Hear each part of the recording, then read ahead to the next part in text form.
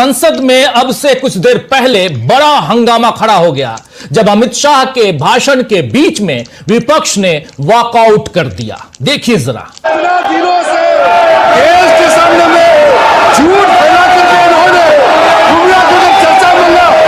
आज गृह मंत्री जी एक बात का जवाब दे रहे हैं, ये भाग गए, डर गए, सुन भी नहीं सकते ये।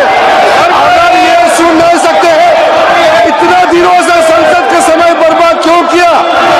अगर सच्चाई नहीं सुन सकते तो इतना दिनों तक सड़कों पर संसद के समय लोगों को रंग फैला करके क्यों समय? आपको बता दूं कि अमित शाह चुनाव सुधारों पर सरकार का पक्ष रख रहे थे, लेकिन इसमें चुनाव सुधारों की बात करने की जगह उनका सारा जोर नेहरू और गांधी परिवार पर हमला करने में लगा हुआ था। अमित शाह ने देश के पहले प्रधानमंत्री पंडित नेहरू का बड़ा अपमान करते हुए कहा कि देश में पहली वोट चोरी उन्हें यानी नेहरू को प्रधानमंत्री बनाने के लिए हुई, क्योंकि कांग्रेस के प्रदेश अध्यक्ष तो सरदार पटेल को पीएम बनाना चाहते थे।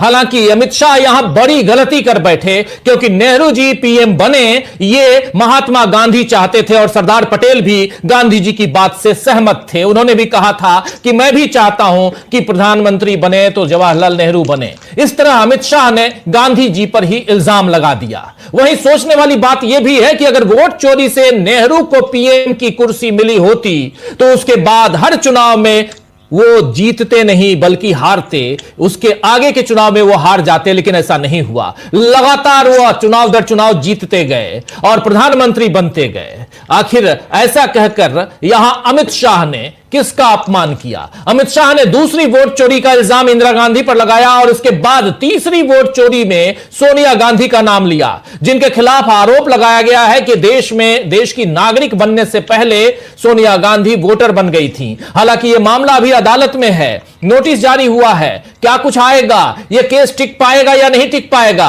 क्योंकि इसी पर केसी वेणुगोपाल खड़े हुए और उन्होंने कहा कि यह मामला और आप साबित कर दीजिए कि क्या सोनिया गांधी ने वोटर बनकर यहां वोट दिया था। अगर आप साबित कर देंगे तो हम मान जाएंगे। लेकिन यहां अमित शाह जो झूठ फैलाना चाहते थे संसद में, वो झूठ वो फैला गए। लेकिन शाह ने एक विचाराधीन मामले को तथ्य की तरह पेश कर यहां जो कुछ करना चाहा वो कर गए। अमित शाह ने नेहरू, इंदिरा और सोनिया गांधी के बाद राजीव गांधी का भी नाम लिया कि इलेक्ट्रॉनिक वोटिंग मशीन यानी ईवीएम वही लाए थे, और फिर राहुल गांधी की वोट चोरी पर की गई 3 प्रेस कॉन्फ्रेंस पर भी उन्होंने वार किया। अमित शाह के भाषण में कहीं भी उन सवालों का जवाब नहीं दिखा जो विपक्ष के नेताओं ने उठाए थे। ऐसे में विपक्ष ने वॉकआउट किया। राहुल गांधी ने अमित शाह के भाषण के बाद संसद परिसर में कहा है कि अमित शाह ने मेरे सवालों का जवाब नहीं दिया, उनका जवाब पूरी तरह से बचाव वाला था। आइए पहले सुनते हैं राहुल गांधी जब इससे बाहर निकले, यानी जब पूरा का पूरा विपक्ष वॉकआउट किया तो बाहर प्रेस को संबोधित करते हुए राहुल गांधी ने क्या कुछ कहा है, पहले इसको सुनिए। सवालों का जवाब यहां अमित शाह ने नहीं दिया। वॉकआउट करने के बाद जब बाहर निकले पत्रकारों से बात करते हुए, बाहर निकलकर प्रियंका गांधी ने भी पत्रकारों से बात की और प्रियंका गांधी ने भी अमित शाह के 1.5 घंटे के भाषण पर जो कुछ कहा है जरा सुन लीजिए। तो यहां पर साफ साफ सफाई, आखिर आप जो चोर होता है, जो वोट चोरी करता है, वही सफाई देता है, यह बात कह रही थी यहां प्रियंका गांधी। बहरहाल विपक्ष के वॉकआउट पर किरण रिजिजू चिल्लाते रह गए कि ये लोग भाग रहे हैं। अभी शुरुआत में आपने देखा भी, जरा स्क्रीन पर फिर से ले आइए, कैसे जब विपक्ष वॉकआउट कर रहा था किरण रिजिजू जो संसदीय कार्य मंत्री हैं वो चिल्ला रहे थे, चीख रहे थे, बाकी लोग हंगामा मचाए हुए थे। सत्ता पक्ष के लिए सबसे तौहीन वाला समय होता है, सबसे ज्यादा बेइज्जती वाला समय होता है जब विपक्ष या कोई भी, आप भाषण दे रहे हैं और कोई सुनने वाला नहीं है, आपके साथी सिर्फ सुन रहे हैं। इससे बड़ी बेइज्जती और कुछ नहीं हो सकती। और यहां देखिए वॉकआउट हो रहा है और बाकी सत्ता पक्ष यहां खड़ा है और ये गुस्से में जो कुछ करना होता है वो करता है। सुन लीजिए एक बार फिर क्या कह रहे हैं यहां किरण रिजिजू, सुनिए। हमको मालूम था ये भागने वाले हैं, सच्चाई को सुनना चाहिए, सच्चाई को सुनना चाहिए। और जब सच्चाई, तो हमको मालूम था ये भागने वाले हैं, यानी आप पहले से उम्मीद लगाए बैठे थे कि ये चले जाएं। बहरहाल विपक्ष के बाकावट पर किरण रिजिजू चिल्लाते रह गए, आप देख रहे हैं कि ये लोग भाग रहे हैं, सच्चाई को सुनना नहीं चाहते हैं। लेकिन हकीकत यही है कि राहुल गांधी ने एक बार फिर वोट चोरी के आरोप से बीजेपी को हिलाकर रख दिया है।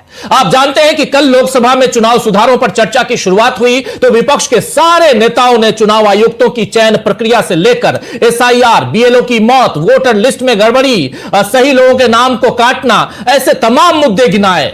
वहीं राहुल गांधी ने वोट चोरी को सबसे बड़ा राष्ट्र विरोधी, देश विरोधी काम बताते हुए इसके लिए बीजेपी को जिम्मेदार ठहराया था और वोट चोरी का यह मसला महज चुनावों तक सीमित न रहकर राहुल गांधी ने यह भी बताया था कि कैसे आरएसएस और बीजेपी वोट छीनकर देश के ताने बाने को ही तहस नहस कर रहे हैं। राहुल गांधी ने बीजेपी पर ऐसी जगह चोट की जिससे बीजेपी तिलमिला गई और आज राहुल गांधी ने सीधे अमित शाह को प्रेस कॉन्फ्रेंस पर डिबेट की चुनौती दे दी। आइए जरा सुनिए, राहुल गांधी कह रहे हैं कि आप जब मेरे प्रेस कॉन्फ्रेंस की बात कर रहे हैं तो चलिए मेरे ही प्रेस कॉन्फ्रेंस में डिबेट कर लीजिए। जरा सुनिए पहले राहुल गांधी को और इसके बाद क्या कुछ होता है वो भी देखेंगे हम, लेकिन पहले राहुल गांधी को सुनिए। Actually, let us have a debate on my press conference. Yes. Let us go. Yes. Let us have very good idea.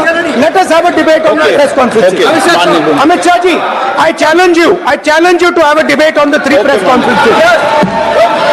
Please. ठीक है, बैठ जाओ। तो सुन रहे थे आप यहां पर कि अमित शाह जी, चलिए मैं चैलेंज करता हूं आपको, आप मेरे ही 3 जो प्रेस कॉन्फ्रेंस मैंने जो किए, जिसमें पहली प्रेस कॉन्फ्रेंस में इन्होंने खुलासा किया था महादेवपुरा में कैसे वोटों की चोरी हुई कर्नाटक में, उसके बाद दूसरी प्रेस कॉन्फ्रेंस में इन्होंने खुलासा किया था कि कैसे महाराष्ट्र में वोटों की चोरी हुई, तीसरी प्रेस कॉन्फ्रेंस में इन्होंने खुलासा किया था कि कैसे हरियाणा में वोटों की चोरी हुई, और इन्हीं तीनों प्रेस कॉन्फ्रेंस को यहां अमित शाह उसका जिक्र कर रहे थे। इस पर इन्होंने साफ साफ कह दिया, क्योंकि अमित शाह तथ्यों को तोड़ मरोड़ कर यहां पर पेश कर रहे थे। देश के गृह मंत्री हैं, उनसे उम्मीद नहीं की करते हैं लोग, लेकिन फिर भी गृह मंत्री आज जो कर रहे थे उससे देश कहीं ना कहीं शर्मसार तो होगा ही। राहुल गांधी के इस बयान के बाद अमित शाह की तिलमिलाहट और बढ़ गई। आइए देखिए कैसे भड़क गए अमित शाह राहुल गांधी के इस चैलेंज के बाद, सुनिए। माननीय गृह मंत्री जी, मान्यवर, पहली बात मैं स्पष्ट करना चाहता हूं, मैं 30 साल से विधानसभा और संसद में जनप्रतिनिधि के रूप में चुनकर आता हूं। मुझे लंबा अनुभव है संसदीय प्रणाली का। विपक्ष के नेता महोदय कहते हैं कि पहले मेरी बात का आप जवाब दीजिए, मैं सुनना चाहता हूं। आपकी मुंसफी से संसद नहीं चलेगी, मेरे यहां बोलने का क्रम मैं तय करूंगा, इस तरह से नहीं चलेगी संसद। मान्यवर, उनको धैर्य रखना चाहिए, मेरा जवाब सुनने का। इनकी एक एक बात का जवाब मैं दूंगा, मगर मेरे भाषण का क्रम वो तय नहीं कर सकते, मैं करूंगा, क्योंकि मैं बोल रहा हूं। तो देख लिया आपने, यहां अमित शाह बिल्कुल यहां तिलमिला गए, लेकिन इस तिलमिलाहट को राहुल गांधी ने फिर खड़ा होकर फिर राहुल गांधी खड़े होते हैं और राहुल गांधी कहते हैं ये घबराहट है, ये वोट चोरी है। आइए सुनिए राहुल गांधी को। करूंगा यही बोला ना, उसमें क्यों उत्तेजित हो रहे हो आप? हाँ, आपके 2-2 मिनट में खड़े होने से थोड़ी जवाब देते रहेंगे। नो, माननीय गृह मंत्री, मैं आपको फिर मौका दूंगा, आपको मौका दूंगा आपको। आप बोलिए सर, ये बोलिए। आपने अगर अमित शाह जी का रिस्पांस देखा तो ये कंप्लीटली डिफेंसिव रिस्पांस है, ये घबराया हुआ रिस्पांस है, ये डरा हुआ रिस्पांस है। अब सुनिए पूरी बात, प्लीज मानिए। नो, सच्चा रिस्पांस नहीं है।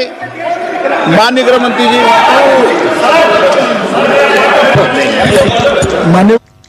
तो आपने अगर अमित शाह का रिस्पांस देखा तो यहां ये डरा हुआ घबराया हुआ रिस्पांस है, सच्चा रिस्पांस नहीं है। ये बात यहां कह गए राहुल गांधी, इसके बाद और घबराहट बढ़ गई, तिलमिलाहट बढ़ गई यहां अमित शाह की। अमित शाह इसके बाद फिर तो तथ्यों को यहां से उठाकर वहां, वहां से उठाकर वहां फेंकते नजर आए, लेकिन भाषण में बहुत घबराहट दिखाई दी और बहुत ज्यादा यहां डिफेंसिव दिखाई दिए देश के गृह मंत्री एसआईआर पर, चुनाव सुधार पर अपनी बात रखते हुए, सत्ता पक्ष की बात रखते हुए। लेकिन इससे पहले राहुल गांधी ने कहा कि हिंदुस्तान के इतिहास में पहली बार ऐसा फैसला लिया गया है जिसमें चुनाव आयुक्तों को फुल इम्यूनिटी दी गई है, पूरा प्रोटेक्शन दिया गया है, और इस फुल इम्यूनिटी देने के पीछे जो सोच थी, हमें उसका जवाब चाहिए। हम यही चाहते हैं। मैंने कल भी बोला था, राहुल गांधी कह रहे थे, मैंने अपने भाषण में कहा था कि आखिर आपने ऐसा क्यों किया है। सुनिए जरा राहुल गांधी को। स्पीकर सर, मेरा कल एक सवाल था जो हिंदुस्तान के इतिहास में पहली बार डिसीजन लिया गया कि इलेक्शन कमिश्नर्स को फुल फुल इम्यूनिटी दी जाएगी। ठीक है, ये है ना, इसका जवाब इसका पीठ में खत्म नहीं किया सर। इसके पीछे जो थिंकिंग थी वो हमें सबसे पहले बताएं। तो यहां राहुल गांधी फुल इम्यूनिटी, इसके पीछे जो सोच थी, हमें उसका जवाब चाहिए। यहां राहुल गांधी पूछ रहे हैं लेकिन जवाब नहीं है। अमित शाह के जोर से बोलने या नेहरू गांधी परिवार को घेरने से जाहिर होता है दोस्तों कि असल मुद्दों के जवाब उनके पास नहीं है, सत्ता पक्ष के पास नहीं है, सरकार के पास नहीं है, या वो देना ही नहीं चाहते।